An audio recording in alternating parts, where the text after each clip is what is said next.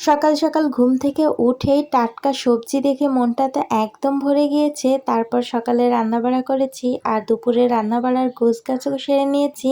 কিন্তু দুপুরে রান্না করতে যেয়ে মহা বিপদে পড়েছি। সবজিও প্রেসার কুকারে দিয়ে রান্না করেছি।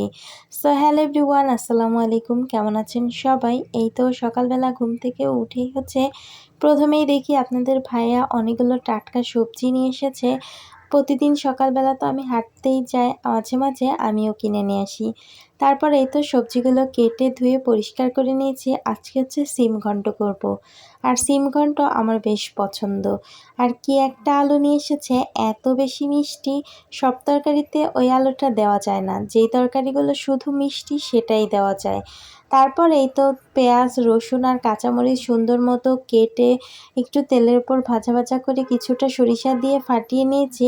এখন বাগার দিয়ে দিয়েছি। এখন কিছুক্ষণ রান্না করব, একদম শুকনো হয়ে গেলেই নামিয়ে ফেলবো। তো যাই হোক, সবাইকে খাওয়া দাওয়া করিয়ে এরপর সোজা রান্নাঘরে চলে এসেছি। আর আজকে আপনাদের ভাইয়ার অনেক পছন্দের শালগম নিয়ে এসেছে। শালগমটা তার কাছে ভীষণ পছন্দের। এই শীতে প্রথম শালগম রান্না করছি, মিষ্টিটা অনেক ভালো ছিল, কিন্তু এত বেশি প্যাড়া দিয়েছে শালগমটা, কি আর বলবো। তারপর এই তো মাছগুলো সব সুন্দর মতো ধুয়ে নিয়েছি, তরি তরকারি সব ধুয়ে কুটে বেছে একদম রেডি করে নিয়ে তারপর রান্না করব।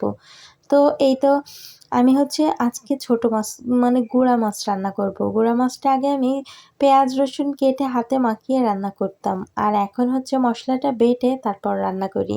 এইভাবে রান্না করলে আমার কাছে খেতে খুব মজা লাগে। আগে গুঁড়া মাছটা তেমন একটা খেতাম না, আমার কাছে ভালোই লাগতো না। কিন্তু এই যে যখন মশলাটা বেটে এই যে রান্না করা ধরেছি, আমার কাছে এত পছন্দ হয়, কি আর বলবো। তারপর এই তো একটুখানি পানি দিয়েছিলাম, তারপর ঢাকা দিয়ে রেখে একদম ভাজা ভাজা করে নামিয়ে ফেলেছি। মাশাআল্লাহ, খেতে খুবই মজা হয়েছে। তারপর এই তো শালগমের তরকারিটা বসিয়ে দিয়েছি। আজকে শালগম দিয়ে পাতারি মাছ দিয়ে রান্না করব। তো প্রথমে মশলাটা সুন্দর মতো কষিয়ে নিয়েছি। এরপর অল্প একটু পানি দিয়ে মাছগুলোকে বসিয়ে দিয়েছি। তারপর নাড়াচাড়া করেই ঢাকা দিয়ে রাখবো। মাছটা ভালো মতো কষিয়ে একদম তেল ফুটে গেলেই নামিয়ে ফেলবো। তারপর এই তো মাছের তেলটা যেহেতু উঠে গেছে, মাছগুলোকে উঠিয়ে নিয়েছি। এখন শালগমগুলো দিয়ে দেব। আর এই শালগমটা আজকে আমাকে এত বেশি প্যাড়া দিয়েছে, কি আর বলবো।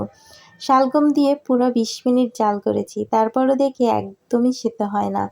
এরপর বাধ্য হয়ে প্রেসার কুকারে দিয়ে 2টা বাসি দিয়েছি। তারপর দেখি সুন্দর মতো সেদ্ধ হয়ে গেছে। এরপর নামিয়ে ফেলেছি। তো এই যে দেখুন, পানি দিয়ে সুন্দর মতো ভদ্রলোককে সেদ্ধ করতে দিয়েছিলাম, কিন্তু একদমই সেদ্ধ হয়নি। আমি নিজেই হাসতে হাসতে শেষ যে এখন সবজিও প্রেসার কুকারে দেওয়া লাগে। তারপর প্রেসার কুকার থেকে নামিয়ে নিয়েছি। এখন এই যে ভাজা ভাজা করে এই যে দেখেছেন সেদ্ধ হয়েছে। ভাজা ভাজা করে তারপর একদম অল্প করে ঝোল দিয়ে দেবো। মাশাআল্লাহ, সুন্দর সেদ্ধ হয়েছে প্রেসার কুকারে দেওয়ার পর। তারপর এই তো ভাজা ভাজা করে নিয়েছি। এখন ঝোল দিয়ে দেবো। একটু বেশি করে কষিয়ে নিলে আমার কাছে তরকারিটা খেতে বেশ মজা হয়। তারপর এই তো ঝোলটা দিয়ে দিয়েছি, আর একটুও পানি দেব না, একদম অল্প করে পানি দিয়েছি। এরপর মাছগুলো বসিয়ে দেব। যখন একটু জাল উঠে যাবে, আর খুব বেশিক্ষণ রান্না করব না, একটু ঝোল ঝোল রাখবো। তো যাই হোক, এই তো মাছটা বসিয়ে দিয়েছি। কিছুক্ষণ জাল করার পর কিন্তু এখন তরকারিটা একদম রেডি হয়ে গেছে। এখন তরকারিটাকে নামিয়ে নেব। আজকের ভিডিওটা এই পর্যন্ত। কেমন হয়েছে অবশ্যই বলবেন। সবাই ভালো থাকবেন। আল্লাহ হাফেজ।